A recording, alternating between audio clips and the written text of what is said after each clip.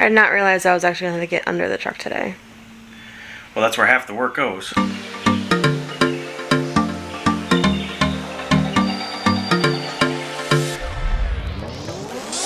Hey guys, welcome back to Professional Weekenders YouTube channel. Today we are in our garage and we are going to continue our DIY series and change the oil in this Toyota Tundra. So if you guys want to learn how to change the oil in your own Toyota Tundra, save yourself a little bit of money, then stick around and find out. So let's go. Alright guys, so these are the tools you're going to need to complete this job. You need an oil catch can, highly recommended high quality one of those. Then you're going to need your oil filter wrench. I sell these basically in any auto parts store. This one's specific for a Toyota with the three prongs on one side and one on the other. I believe it works for most Asian or European cars. You need a 14mm wrench to get the drain plug out at the bottom of the oil pan. You'll need the correct oil filter and oil. In this case, I use the SDP 1029.5 XL. The XL is for extended life. If you have less than 70,000 miles, you can do it without the XL.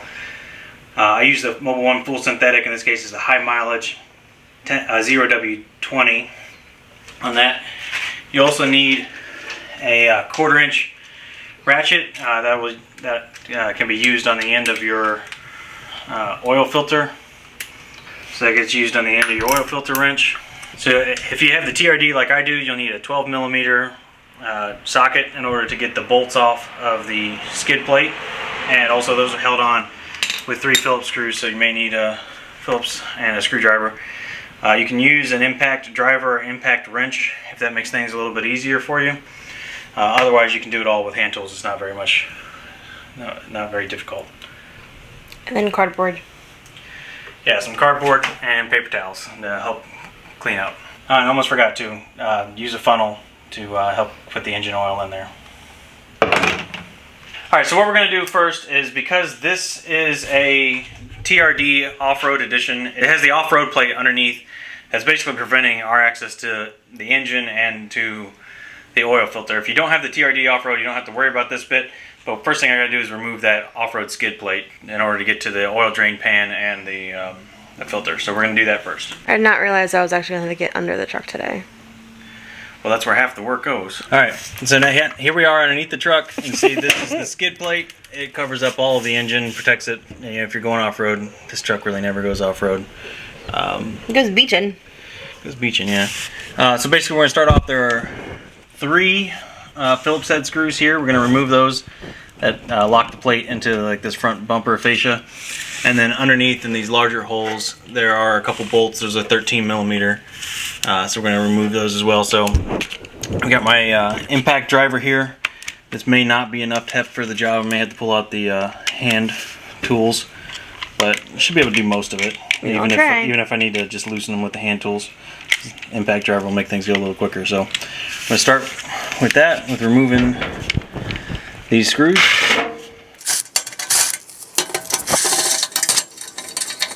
Why aren't we jacking this thing up? Because I could fit underneath of it without jacking it up. That's the benefit of having a big truck. And one less step. So I can do the truck, I can do your Murano without jacking them up. The Camaro has to jack up. Yeah. You know, and if I can avoid jacking things up, I tend to go that route. Okay. Now what are you doing? I'm just adding an extension so I can get through the skid plate here.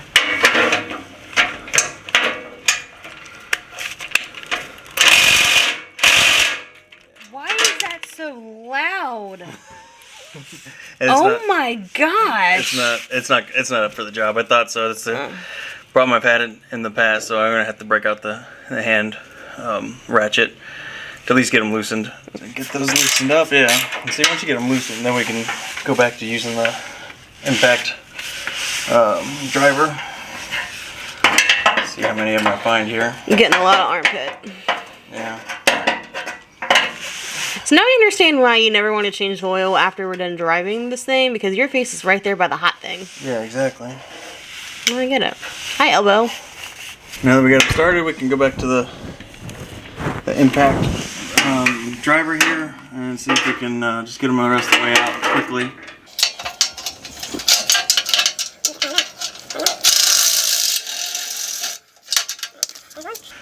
And the tricky thing about this is you have to kind of hold it up with your elbow as you go, otherwise it's going to fall right in your face. How have we found that out? Well, I didn't let it fall on my face, that's for sure. Now that's loose. There should be 3 of these bolts, but for some reason I've only got 2. I must have lost one somewhere. How do we lose a bolt? I don't know. Maybe it feels like there's still these ones here. Okay, here's 2 more. I got 4 bolts. I guess it's 5.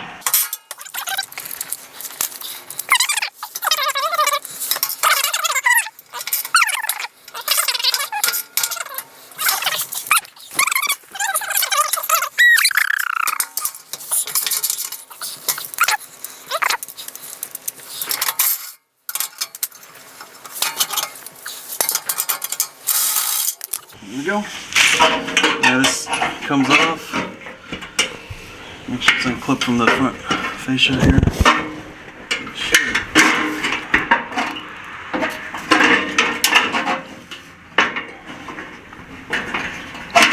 There we go. Alright. What's that? So this is the oil filter. It's a canister type. It's got this drain plug on it here. So we'll get to that in just a minute. But in the meantime, this is the oil pan. It's got a drain plug over here on this side. That would be the passenger side. So that's our next step. Is we're going to pull that and put a drain plug, put a catch can underneath of it to catch all that oil. All right, so we got our oil pan here. We removed the drain plug at the bottom, and as well, and the vent tube at the top. Is it a drain plug if it's on the top? It doesn't drain. Well, it drains down into it. Oh, okay. There are different styles. Some of them are open. This is the style I prefer. This is a good one. Where'd you get this? I got this at Advanced Auto, and it was the most expensive one they have. And definitely, does more expensive mean more better? In this case, it does. More better? More better, Mr. Cart? It's a donut thing. So if you're watching this, you're probably a donut fan. If you're watching... If you're a donut, collaborate. Yeah. Does more expensive mean more better? It's their high-low term, yeah. Okay. And in this case, it does, absolutely. You get what you pay for. I clearly don't watch donut media. Sorry, guys. Right. We've also got some scrap cardboard laid down that's going to help protect my garage floor here. You're welcome, because I order all the things off Amazon. Yeah, we always have scrap cardboard laying around, but, you know, definitely helps in the cleanup process later. You know, so slide that underneath. We got our 14mm ratchet. That's going to be the drain plug. And we'll get this underneath the drain plug and then pull that out and let it drain. Alright, there we go. We got it loosened. And we'll just spin it out. Make sure I'm going to catch everything here. There you go. Oh my gosh, why is your hand covered in oil? It's always covered in oil. Why don't we make it to where your hand isn't covered in oil? Well, you can wear gloves if you want, but usually I just have some paper towels laying around. So the Toyota Tundra, whether you have the 4.6 liter like I do, or the bigger 5.7, they both have the same oil capacity. It's 7.8 quarts. So 7.8 quarts? There's 7.9 quarts, actually. It's 7.9 quarts. So basically just buy 8 quarts of oil and you should be good. Alright, so while that's draining out underneath, it's going to drain a little bit faster, a little easier if you go ahead and take your cap off the top. Prevent suctioning. So we'll go ahead and do that. Alright, so we're back under the, what do you call this thing? The truck. And we are putting the plug back in the thing, right? Yeah. Alright, so the next step is to drain the oil from the filter and then replace the filter. So in the filter box you get the paper filter. Okay. Goes inside the cartridge. You get 2 O-rings. Those replace around the cartridge, and then this filter drain plug. So this is what's going to allow us to drain the oil from the filter cartridge before we remove it. Okay. So this is a little different. I think they do this on European and Asian cars. It's not an American thing. American cars, you typically just remove the entire filter and replace it. But on these European and Asian ones, you do have to drain the cartridge and replace the inside medium and then reuse the outside. So a little bit different than if you've ever worked on like a Ford or a Chevy. Okay. Alright, so the way the filter works here is you have to have a special filter wrench to get that off, but there's a drain plug here at the bottom, which you just get off with your standard 1/4 inch ratchet attachment. So we get that loose. It shouldn't be out there too tight to begin with. Is there gonna come out of there? Yeah, a little bit comes out. But in order to get the rest of it, then once that's off, you insert the drain plug. You have to kind of push these up in there pretty hard. There it goes, and now you can see that oil's draining out of that. So give that a minute or two to drain, and then we'll remove the filter. All right, so this is our oil filter wrench adapter. They sell these at basically any auto parts store. I think it's a fairly common one. It's got 3 notches on one side and 1 notch on the other side. I think it's used for all the Toyotas. I think a number of other cars use the same one. So about $10 to pick them up at any auto parts store or Amazon. All right, so now that is done, basically we just click this to the side and that pops out. All right, the socket just fits right back on the wrench. Is more oil gonna come out? Yeah, a little bit more. Figure out which side's got the 3 and which guy's got the 1. Line it up in there.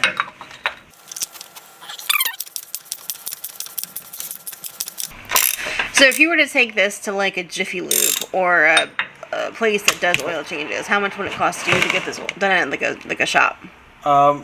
Probably over $100. And if you do it yourself, how much do you typically spend? 50 to 60. Probably save about half of that. Yeah, I mean, it's 8 quarts of oil. It's not going to be cheap, especially using fully synthetic. Yeah. You know, so, all right. So here we have the oil filter. So there's the old one. It comes off. You can see the O-ring here at the bottom. And where's the other one? That's the red thing, right? Yeah. Let's take a closer look at this. All right. So now that we have the oil filter housing off, you can see here's the one O-ring around the base. The other O-ring actually came off on the filter drain plug. So that goes around the bottom here, and then it's going to be inserted when you do the drain plug. So go ahead and replace those. You keep saying drain plug. I think a drain plug's like what we have on the jet ski. Is it the same concept? Yeah, it just drains. It's a plug that drains. Okay. Yeah, it drains. So it's the same thing. It's just like the oil pan has a drain plug, and with these European and Asian style cartridges, they have a drain plug as well. So we got our 2 O-rings here. Never install a dry gasket, so get some of that old lube. Old oil. Old oil, yeah. Put that on there. Make sure it's all lubed up. All right. So we'll put the main O-ring back on there. And then you line that up to where the red line is on the housing, correct? Yeah, well, just where we took the other one off of. Go ahead and put the smaller one on the bottom. Go ahead and put the drain plug back in there as well. Hands are very shiny. Yeah, it's good for your skin. I doubt that. I doubt motor oil is good for your skin. Alright. We take the filter, stick it back on there as such, and now we just stick it back up in there. So you don't have to get the oil filter wet with the old stuff? Well, we already did, right? The gaskets. Oh, the gaskets, that's what does it? That's the important thing, yep. Okay. You don't have to soak the whole filter. That doesn't make any sense. Okay, well, hey, I don't know. That's why we asking questions. Yeah. Alright, so we're just insert that back up in there.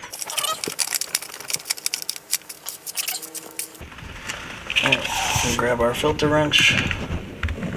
And again, you just want to tighten it a little bit. It doesn't need to be like hand tight, not like, well, a little more hand tight because we're using a wrench, but not super tight. Just kind of go until you feel a decent amount of resistance.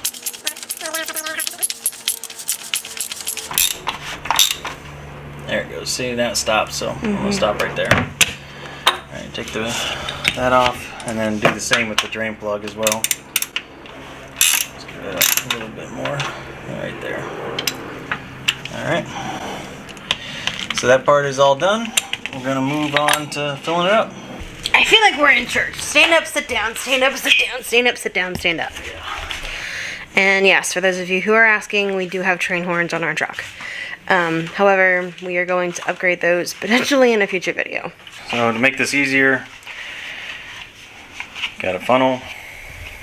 Make sure that's cleaned out. I don't want it sitting around the garage. I don't want any dirt or anything going down into the engine. Well, how come we didn't put the thing on when we were down there? What thing? The scratch plate. Oh, I just do it last. Just to make sure. Yeah, I like to make sure that the engine starts up and the oil level is correct and everything. So we'll put that in there. Alright, so as I mentioned earlier, you want 7.9 quarts. What happens if you put 8 in it? You overfill it? It's not good? Yeah, you overfill it and then you'll be burning oil. Oh. You'll be smoking. And what kind of oil are we using? So I'm using the Mobil 1 full synthetic high mileage. This truck's got 130,000 miles on it. So we got the high mileage, and where I buy this stuff at AutoZone, they usually have a deal with, you buy 5 quarts of Mobil 1 and you get an STP, extended life oil filter. So that's the one I use. Get a little bit of deal on it. Okay. But still, even with that, I think that's like 25 bucks, but by the time you add in, or $35, and then by the time you add in 3 more quarts, you know, you're closer to $60. The tax and everything. Alright, so there's 5 quarts. 2.9 to go. And supposedly, with these things too, is like a lot of people want to go with them like this, but if you go like over the side or really over this way, it's supposed to stop it from clogging up. So clogging up? You know, like giving that. Oh, you know, from like splattering. Yeah, this is like designed, the way it's offset and everything to allow airflow. So it's, yeah. Pro tip. How smooth it pours that way. Yeah, I probably would have done it the other way. Yeah, most people do. I didn't know. Yeah, because I think human nature is right. You want to get it close to where you're going, but it's actually better to go this way. Okay.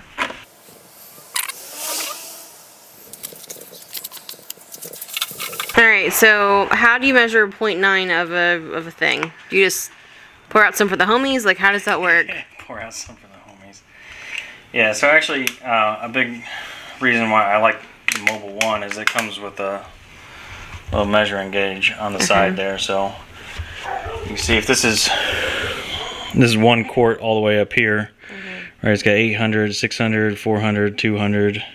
I think it says 250 actually. So you kind of want to be, I guess this is the halfway mark, so that's about 100 milliliters. Right, because 1 quart is it's about 1,000 milliliters. It's close. It's 946 milliliters. So you want to be right around that bottom line. Okay. So don't pour the whole thing in, but be like checking it. Because once it goes in, you really can't get it back out, right? Well, you can. You just have to drain it out. The whole thing? Well, you have to try to drain just a little bit, right? Just back the. Or you could just insert the dipstick and wipe your dipstick off about 1,000 times. Yeah. See, so that's pretty close. Okay. All right. Cool. So we'll call it like that. Get the plug reinstalled. And then you're going to check it on the dipstick, right? Yep. Well, then we start the engine and then check it on the dipstick. Okay. All right, cap back on. Where is the dipstick? It shows you how often we actually check our oil. It's in there somewhere. Okay. Wasn't that like a commercial? Don't be a dipstick looking for your dipstick or something like that. I feel like I've heard that somewhere. It's a big yellow thing. Big yellow thing. Oh, it's right here. Oh. Okay. So we'll cut out the part where I'm looking for it. Or we won't. All right. So there's the dipstick. It's right here. All right, cool. So it's on the exact opposite side from where we just put the oil in. So it's by Lewis. It's right there. Little yellow guy. I don't know why it's not focusing on you. There you go. That thing right there. All right. So we'll start at the engine. Let it run for a couple seconds. Give it a few revs up to 2,000 or 3,000 RPM, and then we'll cut it off and check the engine level.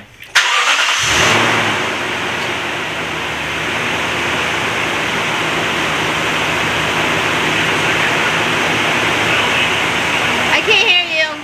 I just hear engine.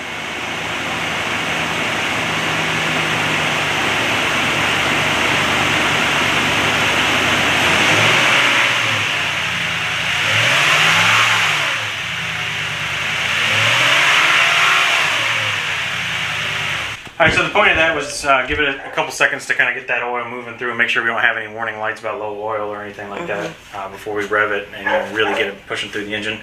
So now we're going to grab our paper towel and check the oil level on our dipstick. So the dipstick's here, we're going to pull that out And we're going to wipe it off the first time. So that's clean. I'll stick it back in there.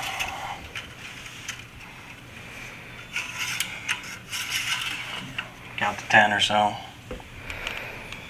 1 Mississippi, 2 Mississippi, 3 Mississippi. Alright, that's enough. Alright, we'll pull it out and check it. And you can see it's right there, right in the middle of those 2 dots. So exactly where it should be. Okay. Cool. Alright, so we're good. Alright, so now that that's done, we're just going to button it up and put that skid plate back on. It goes right back on the same way it came off. So nothing special there, and then we'll be all done. Okay. Good job. We want to clean up and wipe up any oil that you may have spilled. The oil from your drain pan, just take that back to the store where you bought your oil. They should be able to recycle it for free. So don't dump it down the drain. That's not good for the environment. Oh my god, no, don't do that. It's horrible. So take it back to be recycled. And that's pretty much it. Alright guys, so here's your pro tips for changing your oil in your 2007 to 2022 Toyota Tundra V8. I'd say number 1 is make sure you have a high quality catch can. These ones that like I have that are fully covered and have the nice screw-on ends are gonna make your life so much easier than some of the cheaper ones that I've used in the past. You know, the big round ones, where you lose the cap. Definitely the higher quality ones are well worth the extra couple bucks on that. And I would say number 2 is when you pour the oil, make sure that you actually put the spout on top or on the side. It's designed that way to allow better airflow and to prevent it from chugging. And it's going to reduce spill. All right, and pro tip number 3 is it's better to work on a car that's not hot because you're going to be awfully close to that engine. So I'd recommend letting the car sit overnight and do it first thing in the morning. That's when I prefer to do it. So it's nice and cool and I don't have to worry about burning anything. All right, and that's going to do it for us today, and we'll see you next weekend.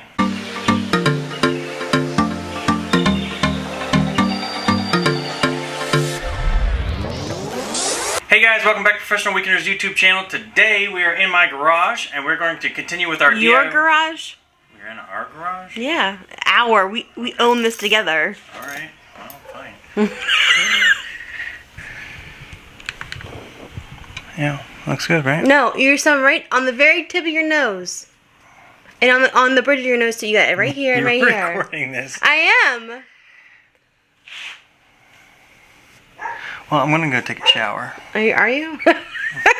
Stick around. It's gonna be something. It's gonna be entertaining. It's gonna be money saving. A lot of commentary from the wife. That too. What did we say number 3 was? Don't drive the car before you change the oil. You're gonna burn yourself. Okay. Under plate. It has a. What do they call it? Maybe what we do is you make a list of all the tools you need and the right sizes, and you write them down. Where's the fun in that?